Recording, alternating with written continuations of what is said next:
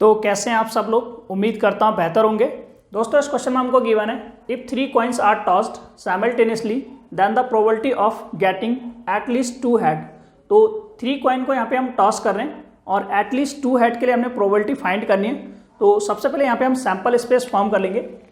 3 coin को हम toss कर रहे हैं तो इसका जो सैम्पल स्पेस फॉर्म होगा यहाँ पे या तो हमारे दोस्त तीनों हेड आ सकते हैं या तीनों ट्रेल आ सकते हैं या 2 हेड 1 ट्रेल या 1 ट्रेल 2 हेड ऐसा हो सकता है। या तो हमको दोनों ट्रेल मिल जाए, 1 हेड मिल जाए या 1 हेड मिले 2 ट्रेल मिले, और एक हमारा हो सकता है हेड ट्रेल हेड और ट्रेल हेड ट्रेल। तो यहाँ पे देखो 3 टाइम हम टॉस कर रहे हैं तो कॉइन का क्या होता है कि जो उसका सैम्पल स्पेस चलता है वो 2 की पावर n की फॉर्म में रहता है। तो यहाँ पे 2 की पावर n की फॉर्म में रहेगा।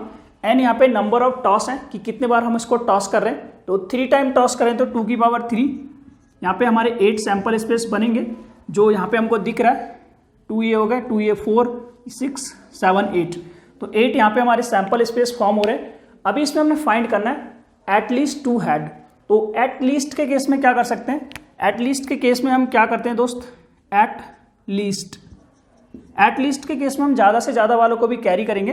तो एट लीस्ट 2 हेड के केस में जो हमारे फेवरेबल आउटकम आएंगे, यहाँ पे एट लीस्ट 2 हेड के केस में जो हमारे फेवरेबल आउटकम आएंगे तो इसमें हम क्या करेंगे, ज़्यादा से ज़्यादा वालों को भी पकड़ लेंगे। तो यहाँ पे देखो एक हमारा 3 हेड वाला को भी हम कैरी करेंगे, 2 हेड वालों को तो हम लेंगे ही लेंगे और 3 हेड वालों को भी कैरी करेंगे।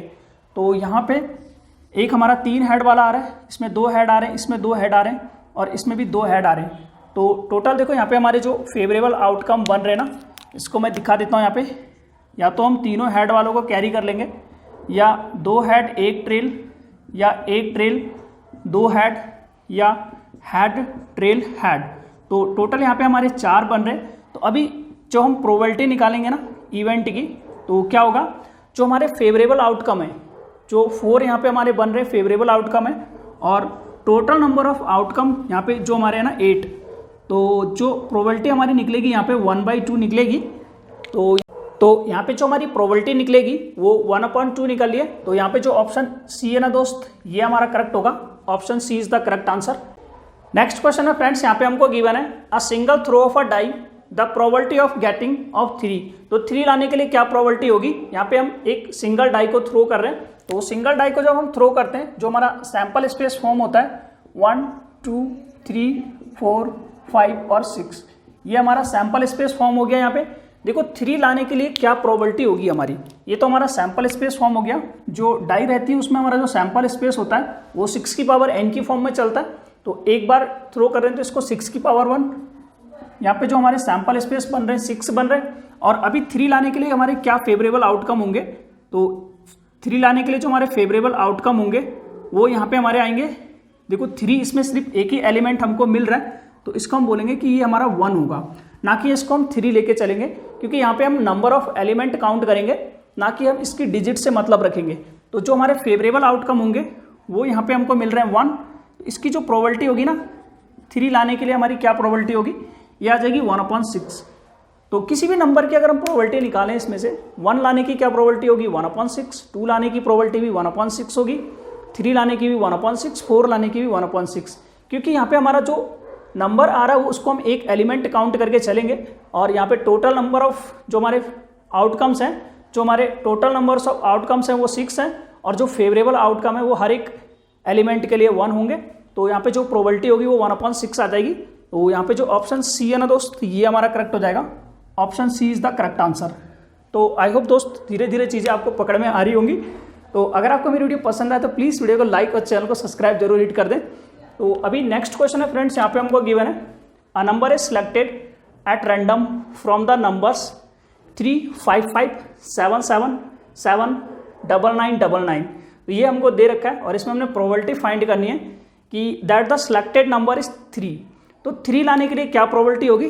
देखो यहाँ पे जो टोटल नंबर ऑफ आउटकम हमारे आ रहे हैं, टोटल नंबर ऑफ आउटकम यहाँ पे हम काउंट कर लेते हैं। यहाँ पे आ रहा है 1 2 3 4 5 6 7 8 9 10। तो टोटल नंबर ऑफ आउटकम जो हमको मिल रहे हैं वो 10 मिल रहे हैं और इसमें हमने प्रोबेबिलिटी लानी है 3 के लिए। तो जो हमारा 3 होगा ना वो एक एलिमेंट उसको हम काउंट करके चलेंगे। तो एक एलिमेंट उसको काउंट करके चलेंगे, ना कि हम 3। तो इसकी जो हमारी प्रोबेबिलिटी होगी ना P ऑफ E, वो आ जाएगा 1/10।